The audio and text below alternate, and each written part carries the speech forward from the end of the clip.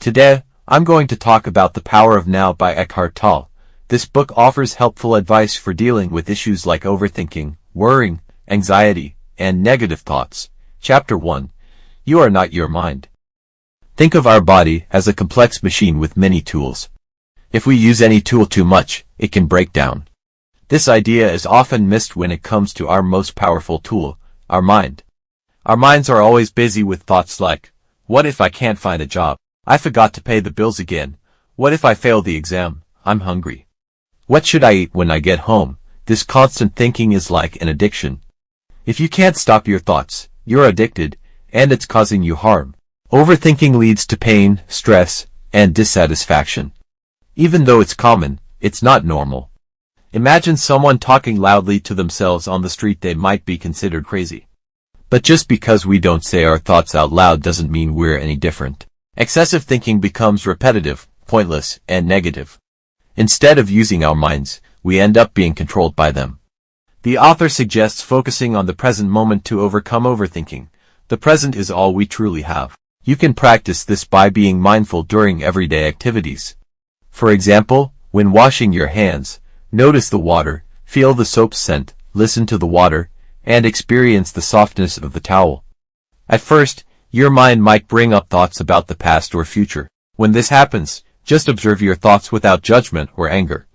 This practice, called watching the thinker, helps you realize that you are not your mind. By observing your thoughts, you'll see they are separate from you, making it easier to laugh at their attempts to distract you. Chapter 2. Consciousness, the way out of pain. Negative experiences from childhood can build up inside us, forming what the author calls the pain body. For some people, this pain body is always active, while for others, it gets triggered by certain words or situations. For example, a small comment might provoke a strong, disproportionate reaction. If someone's anger or distress seems excessive compared to the incident, it might be their pain body at work. The pain body is not who you are. It's a separate entity that feeds on your attention. It wants to become part of your identity, but it's actually just a part of your ego, a false self created by external experiences. Most people have a pain body. The key is to recognize it before it controls you. By staying present, you can sense when it arises. It may show up as sadness, anger, or fear. When the pain body activates, observe it without judgment or analysis. Awareness reduces its power.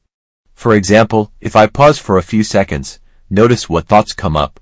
This exercise shows the power of being present. When you're in the moment, your mind can't dominate you. Chapter 3. Immersing in the now. Time and mind are closely linked. Without the mind, time wouldn't exist.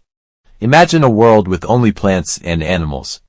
If you asked an owl what time it is, it would simply say, it's now. What else is there? The past and future are like reflections. They exist only because of the present moment. The only time you truly experience is the present. Once you understand this, you can use time practically, which the author calls clock time. For example, planning for a year is practical. However, if you're always focused on the future or the past, you're caught up in psychological time. Stress comes from worrying about past events or future concerns. I used to live in anticipation of a better future, ignoring the present. If you're always waiting for something to happen to be happy, you miss out on the present moment. Happiness isn't found in reaching a goal or escaping a situation. It's found in the journey and the now. Think about your life. Do you believe achieving a goal or getting a job will make you fulfilled? True contentment comes from embracing the present. If all your problems disappeared, your mind would eventually create new ones. Is that not true?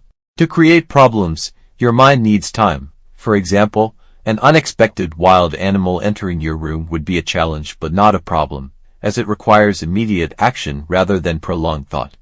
Ask yourself, do you have any problems right now, in this exact moment? If not, you're experiencing the power of now. The author notes that even lifelong prisoners have found freedom by understanding this truth. Embrace the present with simple activities like cooking, waiting for an elevator, or showering.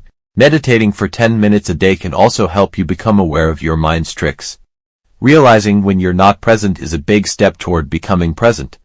I hope this summary was helpful. Thanks for watching.